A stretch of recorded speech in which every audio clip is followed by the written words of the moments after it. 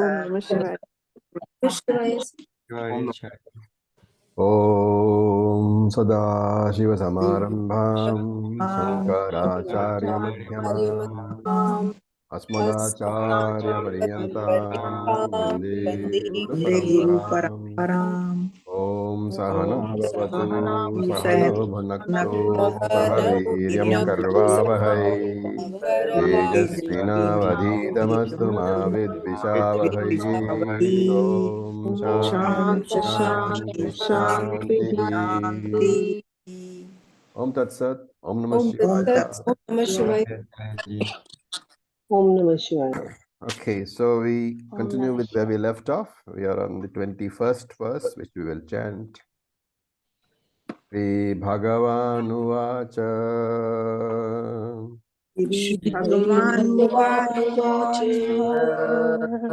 Bahyasparsheshvasaktatma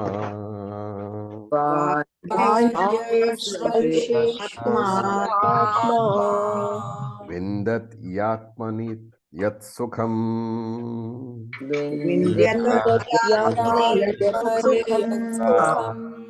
Sabrahma Yoga Yuktatma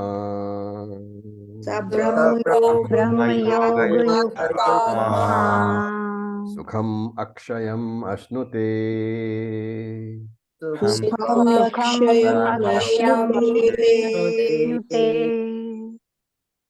Okay, so I'm just muting y'all and look at the words. Bahya Sparsheshu. So you have to break that up carefully. The shwa becomes shu plus a. So Bahya Sparsheshu Asakt Atma Vindati Atmani Yat Sukham Saha Brahma Yoga Yukt Atma Sukham Akshayam Asnute.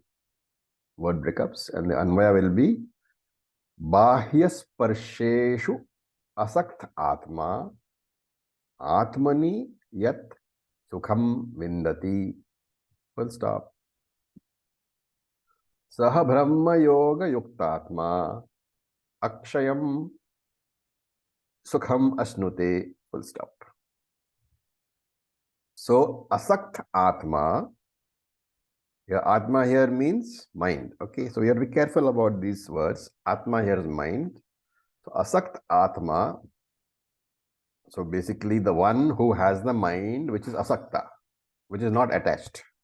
Towards what? Bahya Sparsheshu, towards external sense objects.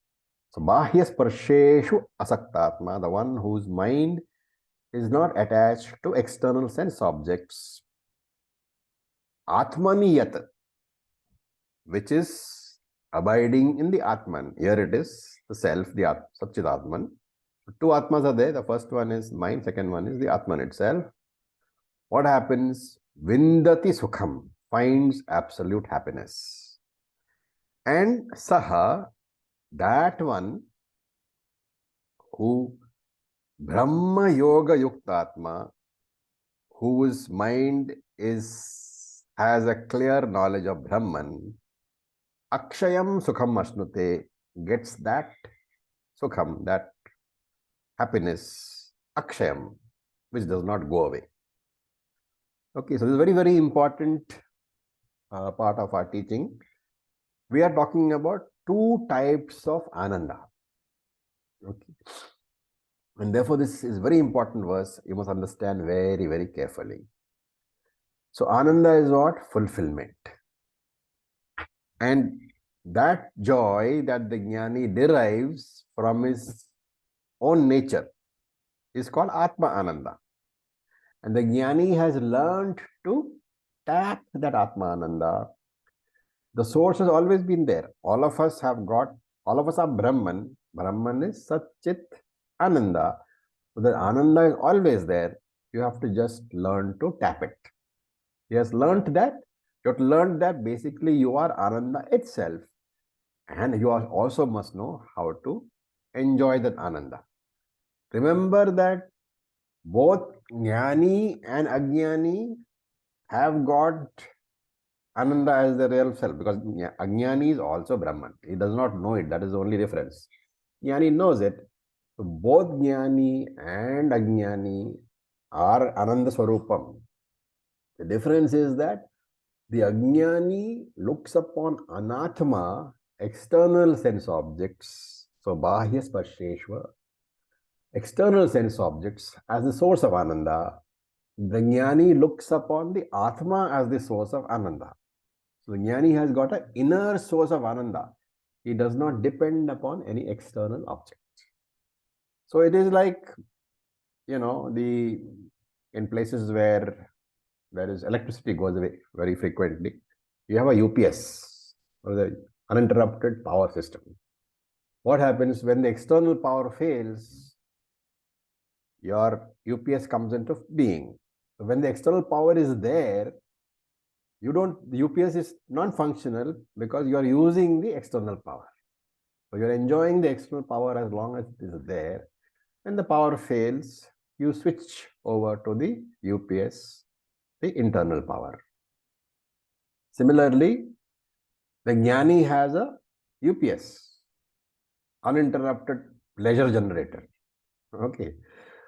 So when external objects are there, the Jnani enjoys those objects. But when the external objects are not there, the Jnani, unlike the Ajnani, the Jnani's Ananda doesn't go away because he knows that Anatma is not the source. Anatma only reflects the Ananda he knows. Therefore, from the reflection, he switches to the original Ananda.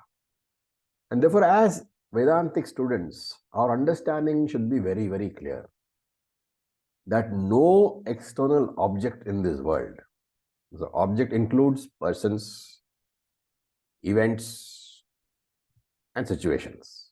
You have to be very clear about this.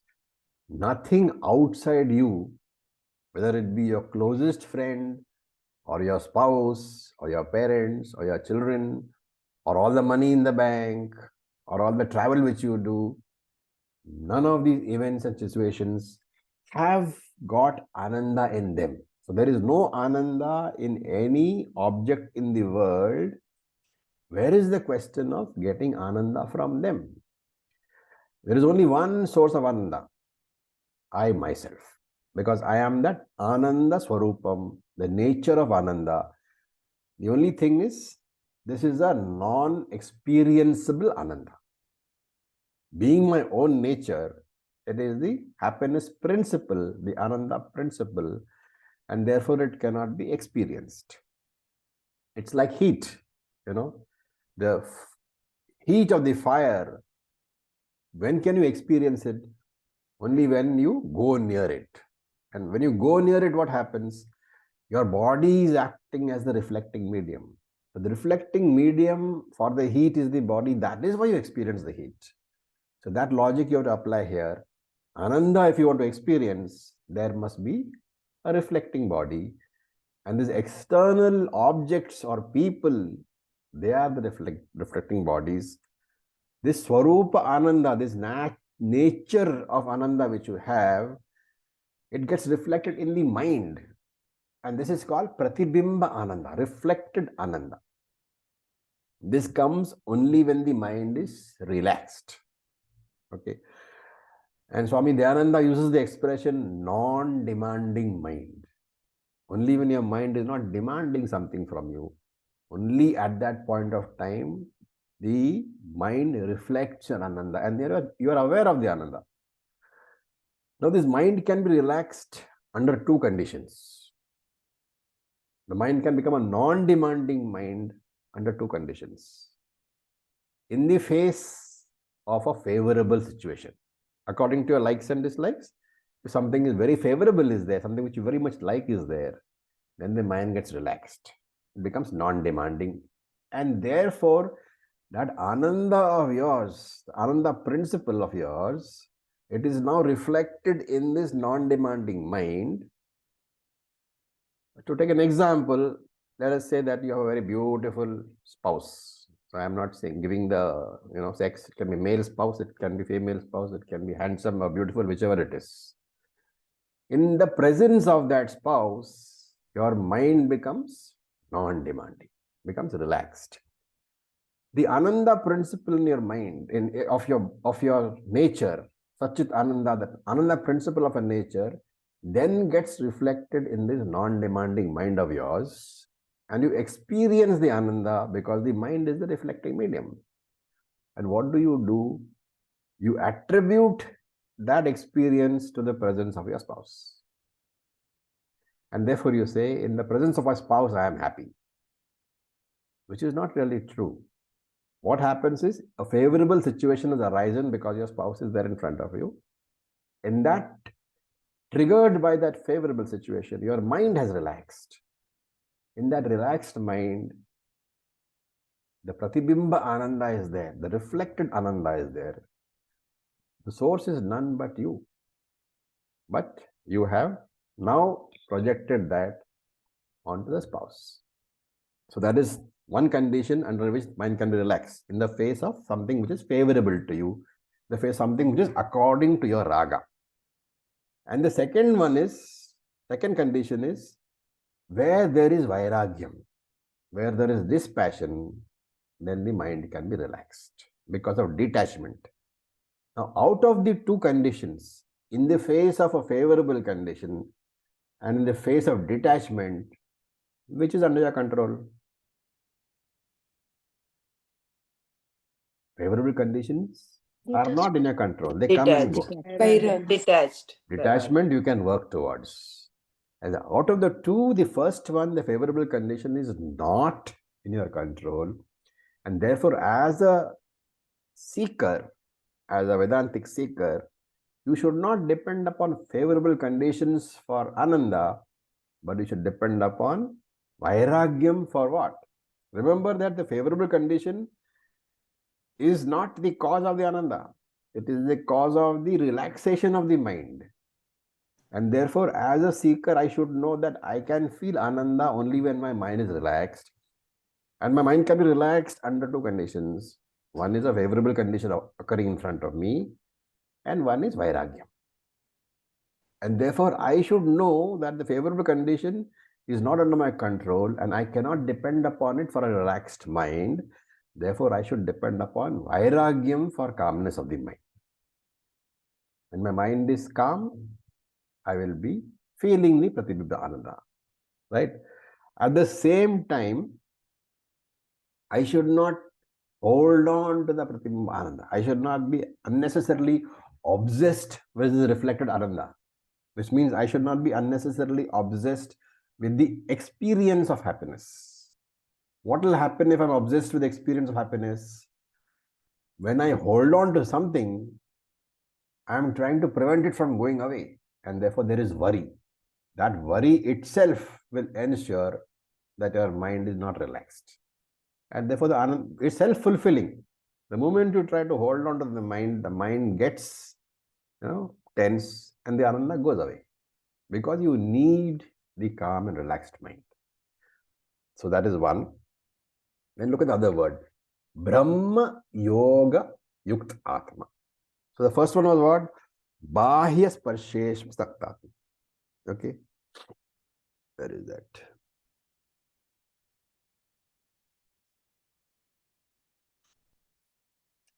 Oh, I lost the page. Yeah. Bahya Sparshesh Saktatma. That person who doesn't hold on to external objects. That is the first line. The second line, it talks about Brahma Yoga Yuktatma. Means Brahma Yoga. Here the word yoga has to be taken as knowledge, jnanam. So Brahma Yoga means Brahma Jnanam. Brahma Jnanam is the knowledge that I am Brahman. And Brahma Yoga Yukt Atma. Again, the Atma here is the mind, that mind which knows that I am Brahman. So Brahma Jnanena Yuktena Atma, that person whose mind knows without any doubt that is Brahman, which is what? A Jnani. And so for such a Jnani, this mind is always calm. Because he knows he's Brahman and nothing will disturb him. He knows that anything happening in the world is happening to Anatma only. It cannot disturb me. And therefore, Atmanyeva Atmana Tushtaha, to use second chapter language, His mind is always calm, and therefore it is permanently reflecting the Atma, the Ananda. Pratibimba Ananda, reflected Ananda is always there.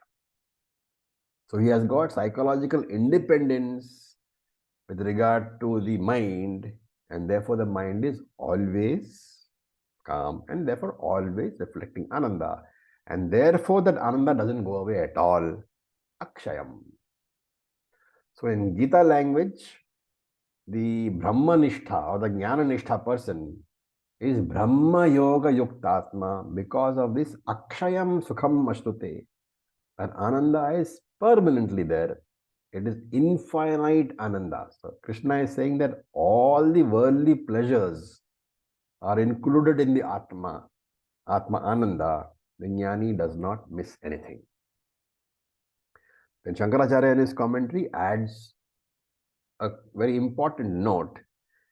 He says that the person who is doing Nidhi Dhyasanam should turn his mind away and sense organs away from external objects. Therefore, Bahya Sparsheshva Asaktaha. Bahya Sparsha means external sense pressures. Asakta means he should turn it away. Therefore, he should not be obsessed with them. And here the Atma means the mind, the Antakarnam. So the Jnani who is not obsessed with the external world, Jnani who is detached from the external world, he will get the Atmananda, which is Akshayam, which is Akshayam means it will not deteriorate at all. So in conclusion, look that this sloka talks about two different types of Ananda relating to two different types of people. The first line, Bahya Sparsheshva Saktatma, that is Bahya Sparsheshu Asaktatma, Vindat Yatmani Yatsukam. That refers to temporary happiness, reflected happiness on account of an external object. And this could be a grahastha, right? This karma yogi it refers to. He could be a grahastha also. And he gets ananda. Atmani sukham vindati. He gets ananda because of what? Because he is not under the control of ragadvesha. It refers to the karma yogi who has mastered his ragadvesha. But because of that, because of the fact that he is a karma yogi, he has not yet discovered Atma Ananda. Therefore, this Ananda of is finite. It can come and it can go. Therefore, the first line refers to the karma yogi, and the Ananda we call Apekshika Ananda, relative Ananda. It belongs to the non-jnani. And the second line, he says that the Brahma Yoga Yuktatma, the Jnani Yogi, has discovered the Sukham, which is Akshayam, has discovered that happiness which does not go away. So there he is talking about Atma Ananda. Therefore, first line refers to Karma Yogi, Ananda refers to Apekshika Ananda, relative Ananda.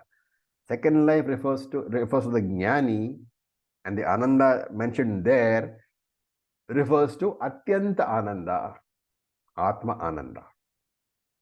So with this verse, 21st verse, the Jnana Yoga topic, which started where? We started with Sarvakarmani Manasa Sanyaste, verse number 13. So in these 8 or 9 verses, the Jnana Yoga topic was covered, which is actually the essence of the fifth chapter. And in other words, those verses talk about inner renunciation, physiological, psychological, mental renunciation of the world. So physically, this Jnani, he will be there with everybody, but mentally, he is independent. Mentally, he is not hooked on to anyone. This is the very, very important verse. So always remember that Ananda is of two types. One is the reflected Ananda, which you experience, and one is the Atma Ananda, which is your real nature. That Atma Ananda cannot be experienced. It can never be experienced because it is you. It can only be understood. That understanding of yourself as Ananda, that is what is called moksha. Okay. Any questions? Acharya ji. Yes, June. So in the first line, Atma is mentioned 2 times. We say that one is referring to mind, and the other one is like Atma. Yeah. So and we also say that in the first line, we're talking about the karma yogi. Yes. Grahastha, basically, who is not a jnani. Yes. But what confused me is that, like in the first line, the last part says, who is abiding in the Atma. So that doesn't mean that he's already a jnani. No, he is not a jnani. How do we know he's not a jnani? Or you will see when he says Atmani Yat, here again Atman has to be taken as he finds happiness by himself. So by himself means as a Jivatma. Okay. So if you take that Atman as Satchitananda Atma, then there is a problem. Okay, that's the problem. So I find happiness in myself. Okay. That is the meaning. Okay. Thank Without you. myself meaning, because I am free from Raga Dvesha, therefore I find temporary happiness. So when the part that says who is abiding in the Atma, it means who is abiding in himself. He is free from the Raga Dvesha, basically. Okay. Thank you so much. Okay. Anybody else? All right. Then we look at. So Acharya, Atyantik Sukham is moksha? Atyantik Sukham is infinite Ananda. That is the word, technical word is Atyantika Sukham and Apekshika Sukham. Apekshika means relative, Atyantika means absolute. So Atyantika Sukham basically is in Atmananda. Yes, and that is not reflected Ananda. That is not reflected Ananda. That is your own nature as Ananda, which you cannot experience at all. Okay. Acharya ji? Yeah. It is Atyantika? Atyantika. Atyantika means extreme. Atyantika, okay. It is used in the sense of infinite. Extreme is the literal meaning, but used in the sense of infinite. Okay, we look at. Apekshik is relative. Apekshika is relative, which comes and goes. Temporary. So when you are abiding in yourself, then you enjoy Atmananda. But when you are dependent on external sources, then it can come and go as and when the situation. That is right. Ravi, okay. Just one last question. Yes, please. So when you say that this Ananda cannot be experienced, yeah, and as a jnani, but we hear that it can be touched. So what is the difference between being touched and experienced? No, see, it's like this. You look at, if you want to understand it, look at it at the fire example. The fire is hot, but can you experience the heat without going near it? Without going near it, you can only understand mentally that it is hot. But if you want to experience the heat, then the heat has to be reflected off your body. Either you touch it or to sit near it or something. And that's the difference. One is the understanding, one is the experience. So Atma Ananda can only be understood. Reflected Ananda can be experienced by the mind, obviously.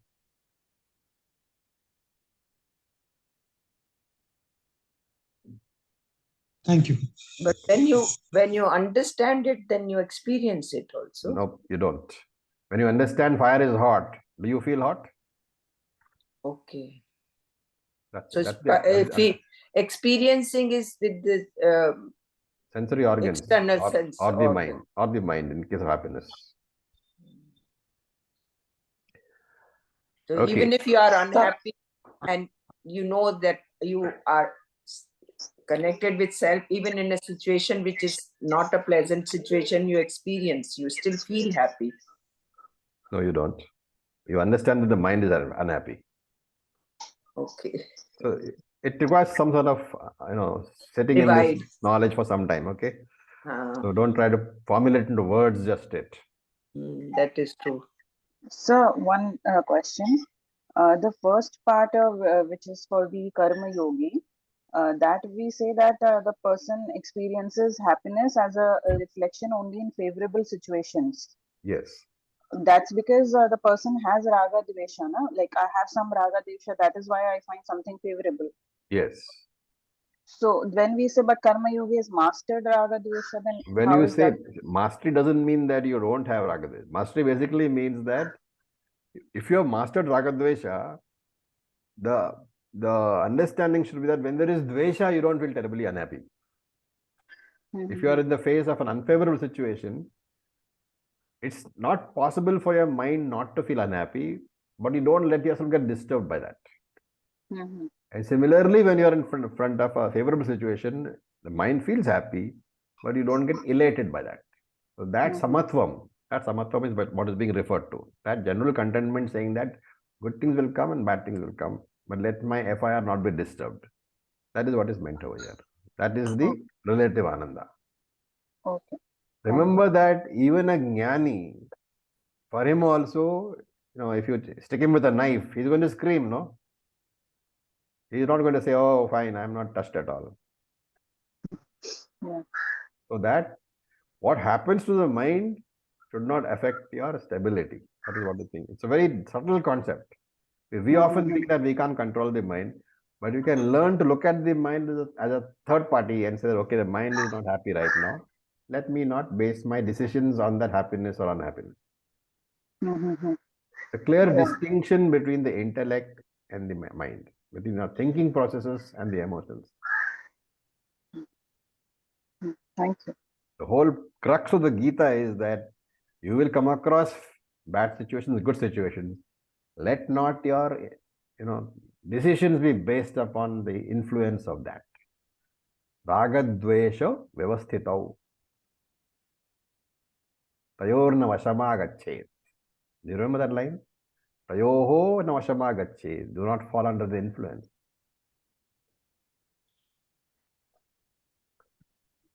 Okay, so we look at verse number 22. Ye hi samsparshaja bhogaha. Yehi Yehi samsparshja samsparshaj bhogaha Dukkha-yonaya evate. dukkhayo evate Adhyantavanta kaunteya. Adhyantavantya Nateshu ramate buddha. nateshu Okay. So, yehi samsparshajaha bhogaha dukkha yonaya evate adhyantavanta kaunteya nateshu ramate buddha. And Anvaya can be written as He Kaunteya Yehi samsparshaja bhogaha kama te dukkhayonayaha eva antavanta adi kama buddha teshu naramate. So, He Kaunteya, O son of Kunti, Yehi samsparshaja bhogaha. Those experiences, bhogaha, samsparshaja, born of contact with the sense objects, te, those, dukkha yoni eva, they are wombs of pain, they are sources of pain alone, but adi antavantaha, adhyantavantaha is adi and antavantaha.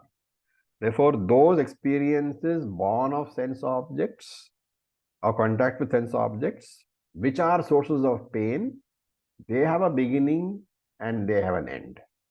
And since this is so, that is the meaning of the word he, because, yasmat.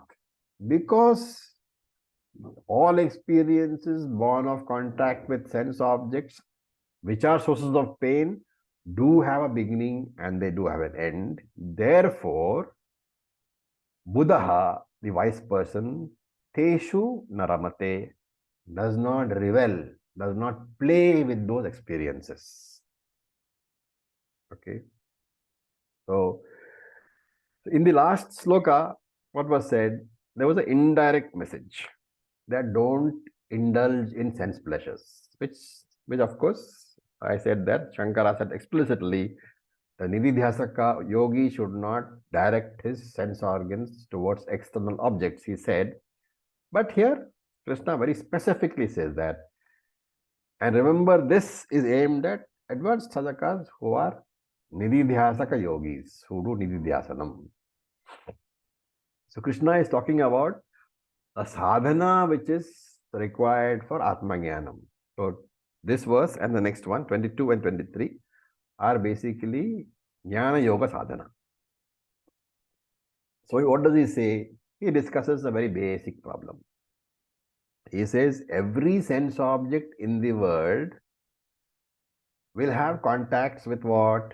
With your sense organs. The nature of the sense organs is such that they will be contacting the sense organ, the sense objects, which we have seen earlier in earlier chapter, that matra sparshastra kaunteya, sense objects will definitely contact sense organs, and out of that contact, experiences are born. Therefore, he is saying that every sense object in this world, because of the fact that that sense object will sooner or later contact some sense organ, is capable of giving you pleasures. So, samsparshaja bhogaha, pleasures born due to interactions of senses with sense objects. And we saw this, matra sparshasthu kaunteya, shitoshna tukadukkhada. Samsparshaja means born out of sparsha, sensory contact. Bhoga means happiness, joy and fulfillment. And therefore the panchagyana Shrotram, Chakshu, Tvak, Rasanam, Gharanam will contact the Pancha Vishaya, Shabda, Sparsha, Rupa, Rasa, Gandha.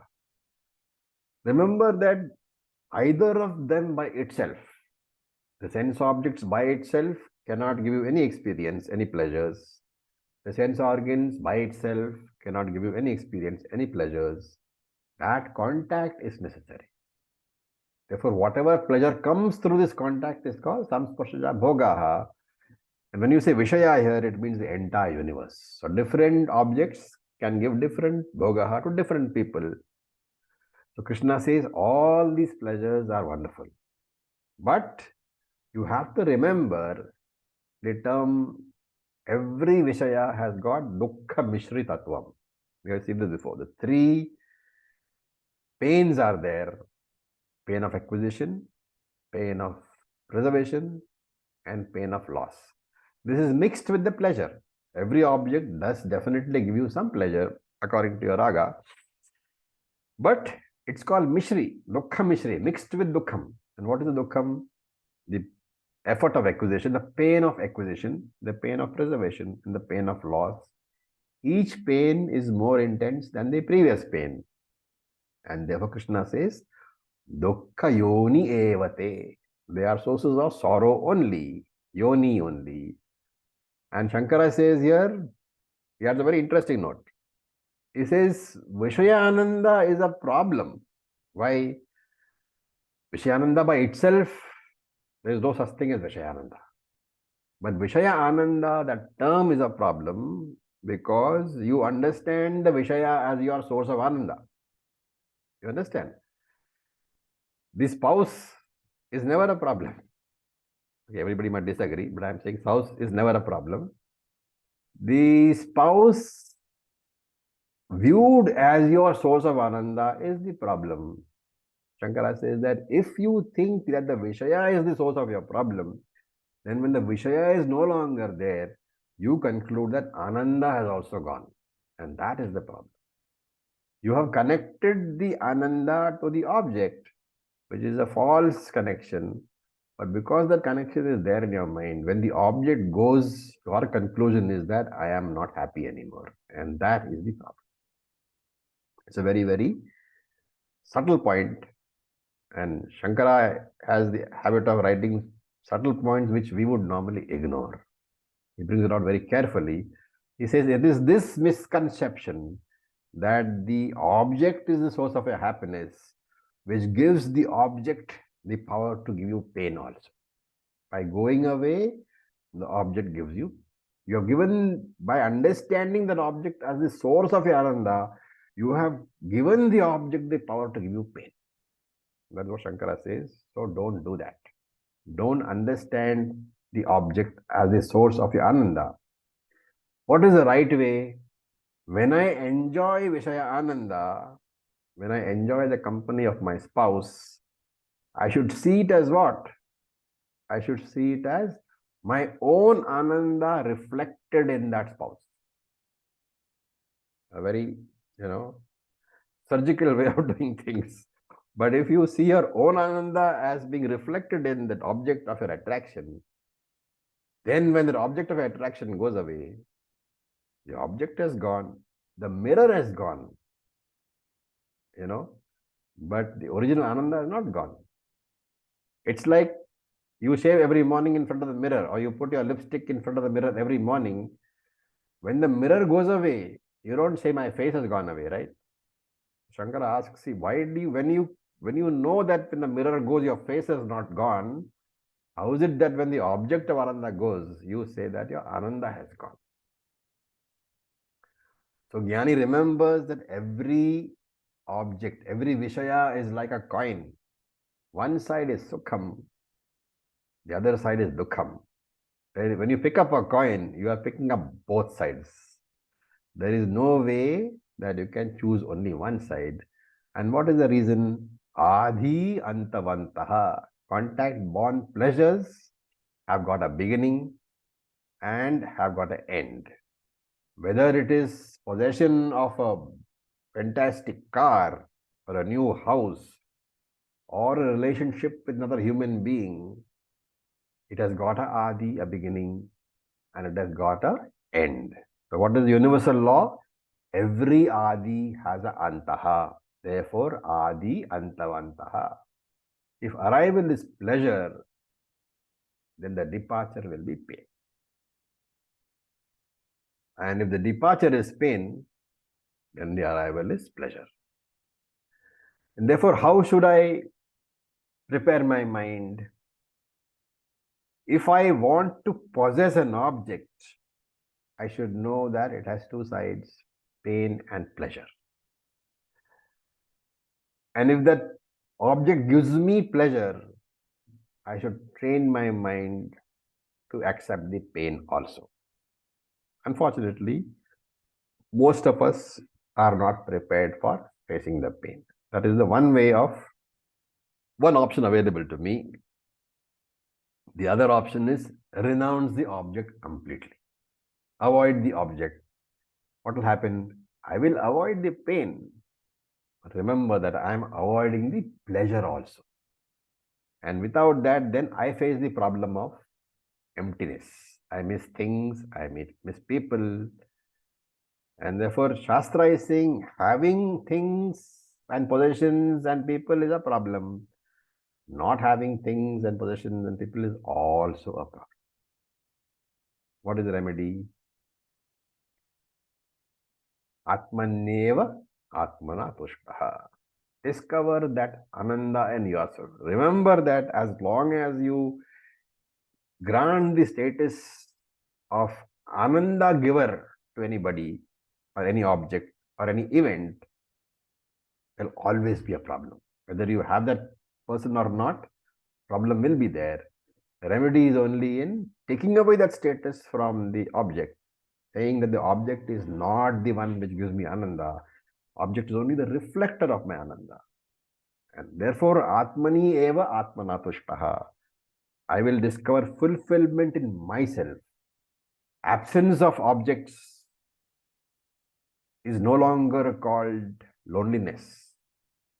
Absence of anybody else is no longer called loneliness. I give it a new name. What is that? Advaitam, non-duality. And therefore, one option is give up the world, but learn to be happy by yourself.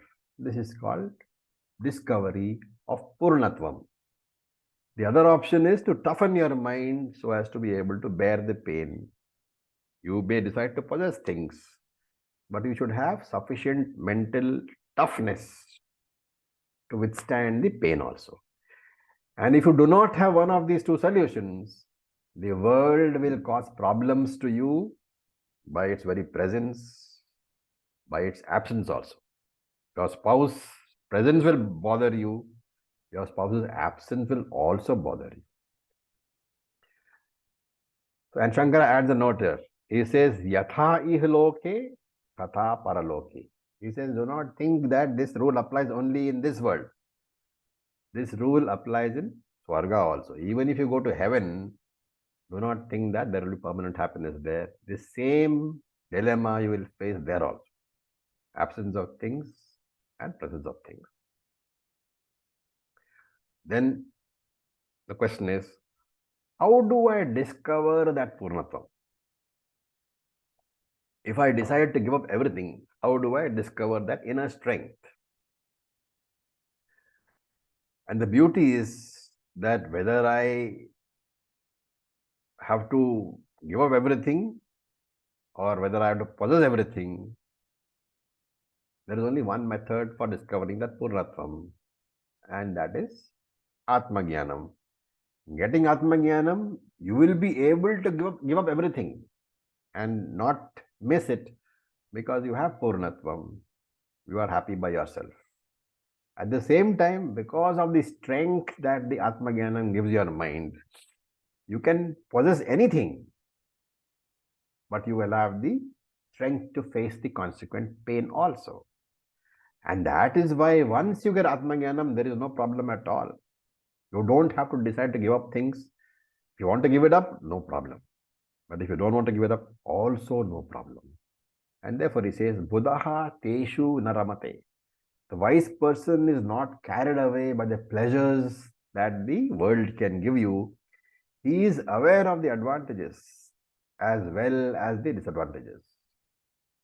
So the naramate does not rebel, has to be understood very, very carefully. Does it mean that I turn into a stone and when I hear a good music, good classical music, I should not enjoy? No. I continue to enjoy all the good music. I continue to enjoy my daily round of tennis. I continue to enjoy a good movie. But for all this, whenever I'm enjoying, I have to constantly have the background music going in my mind. That it is Atmananda which is reflected in the object that I'm enjoying. That the classical song is not giving me happiness, but the classical song is reflecting my Atmananda. That the movie is not giving me happiness, but the movie is reflecting my Atmananda. And therefore, when the movie stops, I do not feel that my Ananda has gone. So all the Vishayas, in technical language, all the Vishayas have been converted into Padarthas. Vishaya is the name given to an object which will give you happiness or unhappiness. Pada Artha simply means the Artha of the Pada, the meaning of the word. So from the wife or the husband who gives you happiness, who is the object of your happiness, you have converted that person into the technical meaning of that person, or the word, the one who is married to you. That is a Padartha. The difference is what? Between Vishaya and Padartha, the difference is only Raga, attachment. And that is the difference between Jiva Srishti and Ishvara Srishti. We have all successfully managed to convert the Lord's creation, Ishvara Srishti, into Jiva Srishti. Ishvara Srishti is without likes and dislikes. It is what the Lord has created. But because of my veil of likes and dislikes, because of the raga and dvesha spectacles which I wear, I convert each object in Ishvara Srishti into Jiva Srishti. Ishvara Srishti is not capable of giving me any pain. Jiva Srishti will be constantly giving me pain. And therefore, the wise man tries to reconvert. He wants to convert Jiva Srishti into Ishvara Srishti. The whole process of Jnanam is reconversion back into Ishvara Srishti. Okay. Any questions?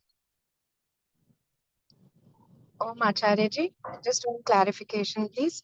Yeah. So whatever we've heard in these two verses, it applies everything in terms of Vishay and Anand and Pratibhimbit Anand applies to the happiness or that we get from study of scriptures, coming to the classes, doing our bhakti, doing our puja, everything, it comes under that purview itself. Absolutely. Thank you.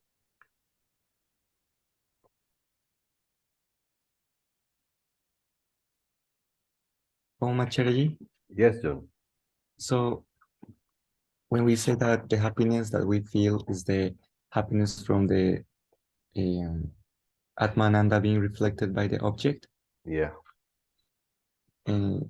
for this sentence, shall we pull out the discussion of the Kathopanishad, that the mind projects itself in the object and envelops it, and then the vritti object appears, and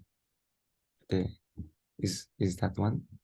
When we say that the happiness that I'm feeling is being reflected by the object, and Atmananda reflected by the object. I'm not very clear about the question, John. So, are you saying what exactly is the reflection of Atmananda? Yes, in the object, like how the object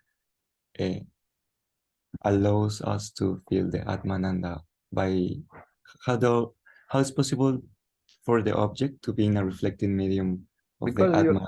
Because you are thinking that the object is dear to me. Your raga itself. What is the thought process? I like that object. And when the object is there, I will feel happy. That thought process is what makes it a reflecting medium. See, ultimately, when you say reflecting medium, you have to understand that the technique, the process. The process is the object is inert. We are not talking about, let us say, a human being. Let us say there is you have a new car. Mercedes-Benz S-Class, latest one you have got. Right? Now, what is your thinking process? I want this car. That car will make me happy. And therefore, when that favorable situation arises that you have the car, your mind becomes quiet. There are no disturbances in the mind, at least temporarily. So in that non-disturbed mind, the Atmananda is capable of reflection. That reflection of Atmananda in your mind, you are falsely attributing to the car. And that is why we say the car reflects the Atmananda, which it doesn't. It is the mind which reflects, but the mind has quietened down because of the presence of a favorable situation. Your raga has been fulfilled. And in that fulfillment of that raga, your mind has quieted down. And that is why it is temporary, because that car will not make you happy always. When the next edition comes out and your neighbor has it, this car is no longer fulfilling your raga. It is always in the mind that the reflection is there. To attribute it falsely to the object, that is why we call it reflected ananda. But the reflection is in your mind only. Okay, thank you.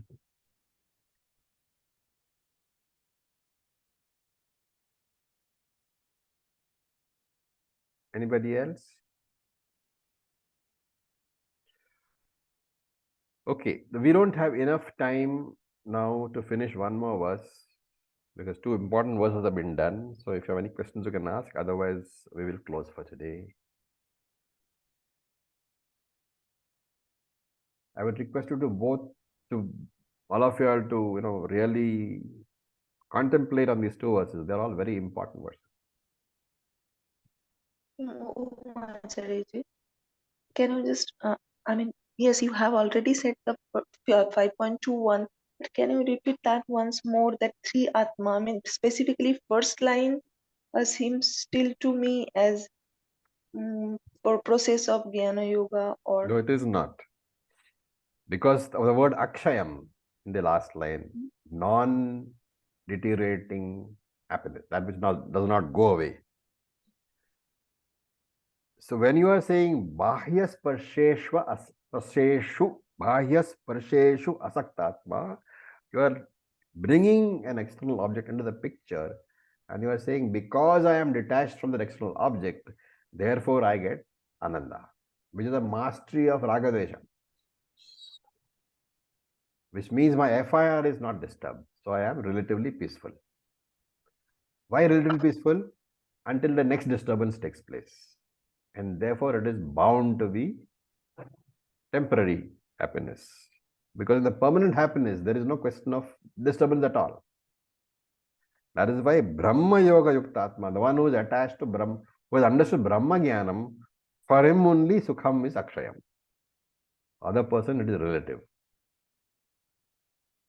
So is it that that person's mind is relaxed all the time, knowing that No. That person's mind has got nothing to do with Akshayam. Sukham is got nothing to do with the mind. Mind is a reflecting medium. Yes, that is. Your movement you bring in the mind, it is apekshaka sukham. Okay. Remember that atyanta sukham is atmananda, which cannot be experienced, so the mind is not involved. It is only the understanding that I am Atma, which is being talked about in the second line. That is why it is atyantika sukham. Because I understand that I am the Atma, I am the Atmananda. The first line talks about experience. Sorry? Yeah, and that is why that person doesn't carry buy or rejoice with those experiences. Right? Like what is being said in 5.22. That because of that understanding only, when the pleasure or that object of attraction comes, that person is not carried away. He's not carried away. I'm not saying he doesn't experience. He doesn't be happy. You're very careful when you understand. Yes. Nobody is saying that the karma yogi should be, having a straight face all the time and not laughing at all. In fact, he would be able because of the fact that his mind is not affected too much, or he understands that okay, the mind is affected, but I have got to master this. Because of the mastery over the mind, he is relatively peaceful. That relative peace is required, is what is called Chitta Shuddhi. The first line is talking about Chitta Shuddhi. The second line is talking about Atma Jnanam. Thank you.